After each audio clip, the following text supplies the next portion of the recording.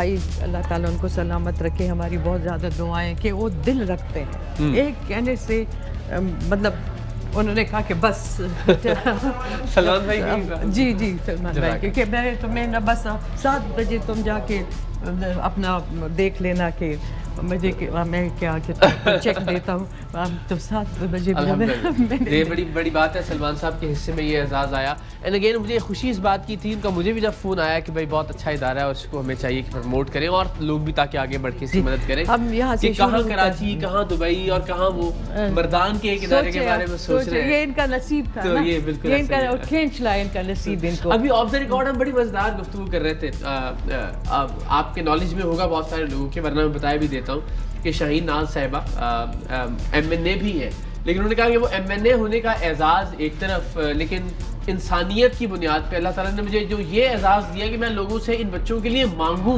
بالکل اس اعزاز کو کوئی نعمت بدل رہی ہے. تو یہ تو بڑی نارملی کسی کے لیے, کسی ادارے کے لیے یا بچوں کے لیے کسی سے ریکویسٹ کرنا ڈونیشن کی, کسی سے کچھ مانگنا, تو یہ بڑا ایگو کو ہرٹ نہیں کرتا؟ نہیں, ابھی آپ کو یہ بات کر رہی تھی نا کہ میں بچے مجھے کہتے ہیں امی یا آپ پیسے مانگتی ہیں یا آپ روتی رہتی ہیں. تو میں نے کہا, اور آپ لوگوں سے کبھی ادھر کبھی, تو میں نے کہا میں کیا کروں, میری انا مر جاتی ہے. مجھے اس وقت یہ نہیں پتا کہ یا میں بھی بنی ہوں, کیا میں شاہین سیف اللہ, میں فرام تورو فیملی, یہ کب میں نے ایک ہٹ کے میں نے ان کے لیے اپنے آپ کو ایسے بنایا ہے کہ میں کہتی کہ بیکاری تو نہیں کہوں گی, لیکن مطلب اس سے کم بھی نہیں ہوتی ہوں اتنا. لیکن اتنے بڑے کاز کے لیے بیکاری ہونا بھی اعزاز کی بات ہے. وہی نا, بس یہی تو وجہ ہے کہ حالانکہ ہمارے بچے, تو میں نے بتایا آپ کو کہ میری بیٹی بھی نواسی بھی چلی گئی خیر سے, میری نیس بھی گئی ہے, لیکن جو فیلنگ اس وقت جو درد اور تکلیف ہمیں پہنچی ہے نا, it is still there,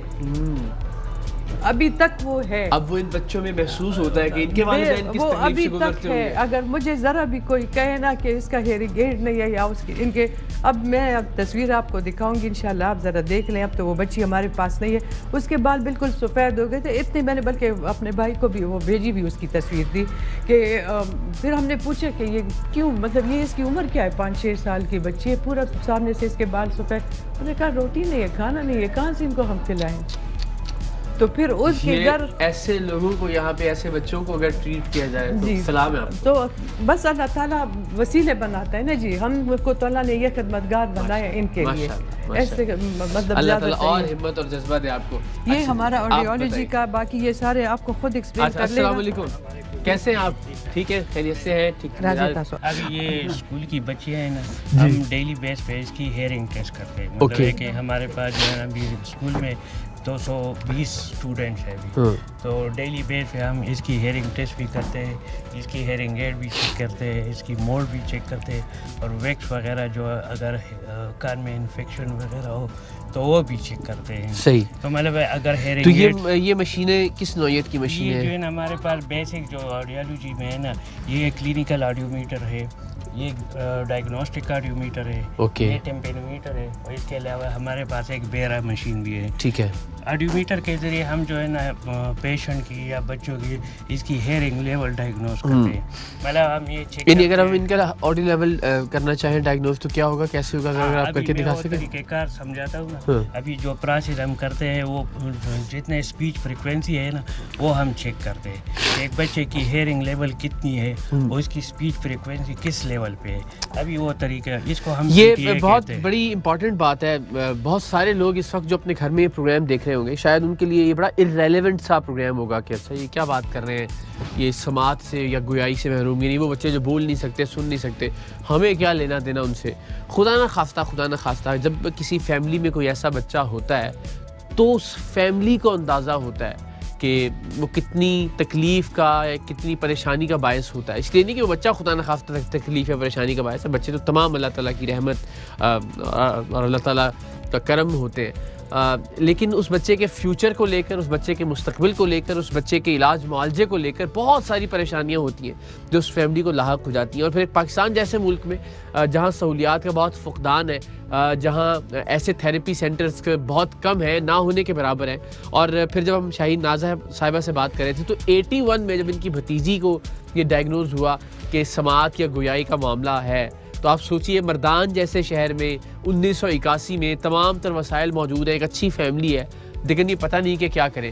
Peshawar جاتے ہیں تو وہاں پہ ظاہر ہے کوئی ایسا سینٹر نہیں تھا اس زمانے میں کہ جب, یعنی آپ سوچئے کہ مردان میں اتفاقاً وہ تھراپسٹ موجود تھی کہ جو پھر اس وقت کے صدر مملکت جنرل ضیاء الحق کی صاحبزادی کا بھی علاج کرتی رہی, اور تبھی جنرل ضیاء الحق چونکہ اس درد کو, اس تکلیف کو محسوس کر سکتے تھے, انہوں نے یہ جگہ بھی عطیہ کی اور پھر انہوں نے ویسے بھی کچھ ڈونیشن دیا جس سے اس ادارے کی بنیاد رکھی گئی.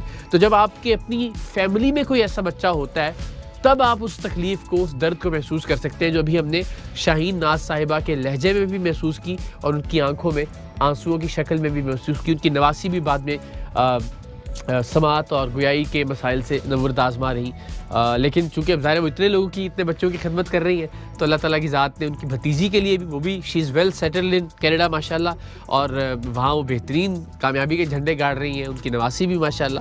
سو جب آپ دوسروں کے لیے آسانیاں پیدا کرتے ہیں تو اللہ تعالیٰ کی ذات آپ کے لیے بھی آسانیاں پیدا کرتی ہے. بے شک. سوری جی, یہ ضروری تھا, میں نے کہا لوگ یہ نہ سمجھے کہ ہم پتہ نہیں کیا بات کر رہے ہیں اور بور نہ ہو جائیں. آپ کو ایک بات بتانا چاہتا ہوں, کیونکہ یہ تو اسکول کے بچے ہیں, لیکن ہمارے پاس باہر سے بچے بھی آتے ہیں اور ہماری وہ پی ڈی بھی ہوتی ہے. پہلی بات تو یہ ہوتی ہے جب کسی فیملی میں ایسا بچہ آتا ہے تو فیملی کو پتہ نہیں چلتا کہ اس کے ساتھ فردر کیا کرنا کیا. جی ٹھیک ہے, باہر جو ہے نا وہ کمرشل جتنی چیزیں ہوتی ہیں نا, مطلب وہ ایک ٹیسٹ وغیرہ کروا دیتے ہیں پھر اس کو چھوڑ دیتے ہیں, لیکن اس کے ساتھ ایک پورا ریہیبلیٹیشن پروسیس ہوتا ہے. ابھی میں آپ کو جو ہے نا پی ٹی اے جو ٹیسٹ ہوتی ہے بیسک ٹیسٹ ہوتی ہے, وہ طریقہ کار سمجھاتا ہوں کہ بچوں کے ساتھ کس طرح اس کی اسپیچ فریکوینسی چیک کرنا ہے. ماشاءاللہ, ٹھیک ہے نا جی. پہلے ہم چیک شروع کرتے ہیں, بسم اللہ. ٹھیک ہے نا, بچوں کے لیے جو اس کو ہم پلیئر ڈیومیٹری بھی کہتے ہیں, جب ہم اس کو ٹون دیتے ہیں نا تو بچہ اس کے ساتھ رسپانس کرے گا. ٹھیک ہے نا, یہ اسپیچ فریکوینسی ہوتی ہے. اچھا, اس کا کیا مطلب ہے؟ یہ اس نے یلو کیوں اٹھا کے ڈالا اور دوسرا کلر کیوں نہیں؟ یہ جس تھریشولڈ پہ اس نے سننا شروع کیا اس کو ہم تھریشولڈ آف ہیئرنگ کہتے ہیں. اس لیول پہ اس نے سننا شروع کیا, اس سے کم لیول پہ یہ نہیں سنتی. اب ایک یہ جو ہے نا صحیح یہ 110 dB پہ اس کی رسپانس ہے. ٹھیک ہے نا, اب 110 سے ہم کم کریں گے تو اس کی رسپانس نہیں آئے گی. تو 110 dB جو ہے نا اس کی تھریشولڈ آف ہیئرنگ, یہ منیمم جس پہ یہ سن سکتی ہے, منیمم لیول پہ جس فریکوینسی, اور جب یہ سنے گی, یعنی یہ اس نے جب بتایا تو اس کا اس نے اٹھا کے ڈالا, مطلب کہ اب مجھے سنائی دیا. اب یہ پرٹیکولر 500 فریکوینسیز پہ اس کا رسپانس 110 dB ہے. ٹھیک ہے نا, اب 1000 پہ پھر ہم چیک کرتے ہیں. اب دیکھیں 110 پہ, اب حالانکہ ہمیں آواز آ رہی ہے, ہمیں اس میں سے ہیڈ فون میں سے آواز آ رہی ہے, یہ انٹینسٹی اتنی زیادہ ہے کہ باہر سے آواز آتی ہے.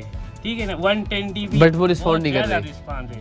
اب ہم 120 dB کر رہے ہیں, اب دیکھیں 120 پہ اس کا رسپانس آیا. اوکے, اسی طرح جو ہے نا یہ سارے اسپیچ فریکوینسی ہم چیک کرتے ہیں 250 سے لے کر 4000 تک. اگر ایک بچہ, اور اس کو یہ کیسے سکھایا گیا کہ جب آپ کو آواز آئے تو آپ نے اس کو اٹھا کے اس میں ڈالنا ہے؟ پہلے ہم بچے کو فیملیرائز کرتے ہیں. جس لیول پہ بچہ تھریشولڈ ساؤنڈ آسانی سے سن سکتا ہے اس کو پہلے ہم فیملیرائز کرتے ہیں کہ ٹون اس طرح ہوتا ہے, پھر اسی کے مطابق سارے فریکوینسی ہم چیک کرتے ہیں.